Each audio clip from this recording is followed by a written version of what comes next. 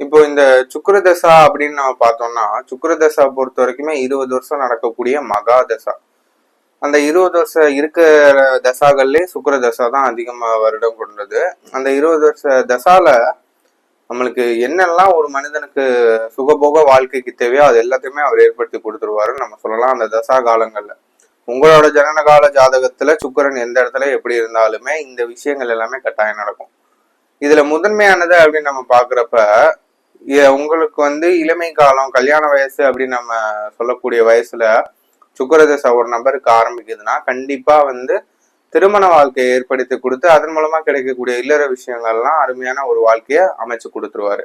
அதற்கு அடுத்தபடியா பாக்குறப்ப சுக்கிரதசா காலங்களுக்கு முன்னாடி வரைக்கும் வீடு, வாகனம் இது மாதிரியான விஷயங்கள் இல்லை அப்படின்னா இந்த சுக்கிரதசா காலங்கள்ல இது எல்லாத்தையுமே ஏற்படுத்தி கொடுத்துட்டு தான் அந்த தசா முடிவடையும் அப்படின்றத நம்ம இங்க தெரியப்படுத்துறோம்.